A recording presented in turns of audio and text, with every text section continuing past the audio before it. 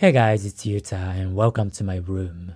So I made a video where I talked about some famous YouTubers in this space and how they speak Japanese. And one of them is Joey, the anime man. And I've got some comments saying that, oh, Joey's Japanese must be the best because he's basically a native speaker. Now, I do agree with their conclusion, but I disagree with their reasoning. Joey speaks Japanese well, not necessarily because his mom is Japanese, but because he's made an effort, consciously or unconsciously, to learn Japanese. And he didn't just spoke Japanese with his mother. On top of that, I also think that he has very high verbal intelligence, which helps. Think this way. There are Japanese people and their parents, well, one of their parents is a native English speaker, so they grew up speaking English with their parent. But everywhere else, they have always spoken Japanese. In school, with their friends, and basically outside their home. In this scenario, it's very likely that their English is underdeveloped, and I've come across those Japanese kids. So even if you have a Japanese parent, if you only speak Japanese with them, your Japanese isn't going to be necessarily great. Languages are quite difficult. You've spent so much time learning your own language, but if it's your first language, most of your effort was probably unconscious, but you have spent a lot of time.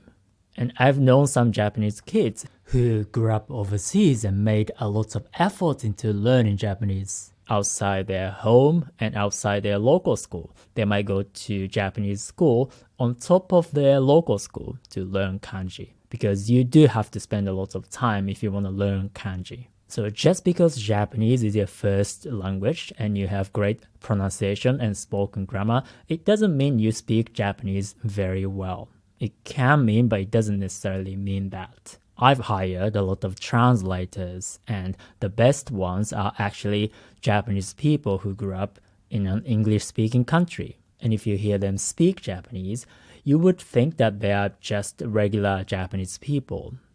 And yet, their translations aren't 100% accurate.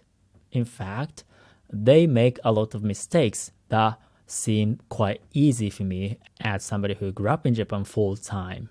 The truth is, it's very difficult to be equally fluent in multiple languages, even if it's just two languages. And people are often jealous of bilingual people like Joey because they think it's easy to speak multiple languages if you grew up in that kind of environment. But people who speak multiple languages fluently, it's very likely that they actually have made a tremendous amount of effort into it. It doesn't mean it's painful. Watching anime and reading manga can be quite fun, but it is an effort. And if you make the same amount of effort as somebody like Joey did, you can be pretty good at Japanese as well. So if you want to learn Japanese with me, I will teach you the kind of Japanese the real-life Japanese people today actually speak. So click the link in the description and subscribe to my email group. Another important thing is, just because you are a native Japanese speaker who grew up in Japan, it doesn't mean you speak Japanese well. There are plenty of native speakers who just can't speak their languages well. And it's the same with English speakers. There are plenty of native English speakers who just can't explain themselves that well, who just can't understand what other people say. And this is not just my opinion. There are actually reading comprehension tests. I think it was an international project, and it turns out a lot of people in every country just can't understand pretty basic texts. And then you have, for example, foreign professors at universities who teach in their second language, and they might have an accent. Their grammar might not be perfect, but they can explain, they can express ideas, and they can explain complex concepts better than most native speakers in those countries. Their classes can be popular because they know how to entertain while speaking their second language. And in that situation, which one do you think speaks the language better? The foreign professor or the native speaker with very bad comprehension skills? I would say it's the foreign professor.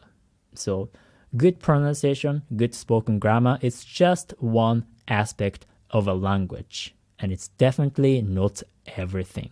If you manage to get to the point where other people can understand you effortlessly when you speak your second language, other skills to express your ideas, skills to communicate with people, those skills that are not specific to specific languages, they matter much more than language-specific skills.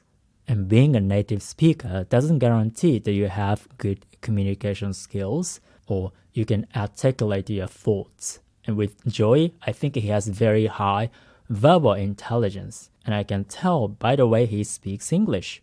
You might think those YouTubers are just saying whatever they want to say on those podcasts, but the truth is, it's not necessarily easy to express ideas like them. I've come across plenty of YouTubers who just can't express ideas in their own language well. They can be talking and talking, but they get nowhere, they repeat themselves, and I get bored and I just stop watching them. Some people just can't organize their thoughts. But Joey and the other YouTubers are not like them. They're very articulate and they know how to speak their own language to engage their audience. And that kind of skill translates to other languages. Being a native speaker simply isn't enough. This is good information for people who are learning foreign languages because they can actually express themselves better than many native speakers.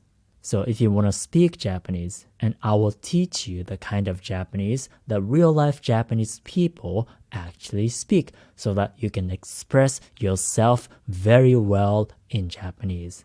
So click the link and subscribe to my email group, Japanese with Yuta.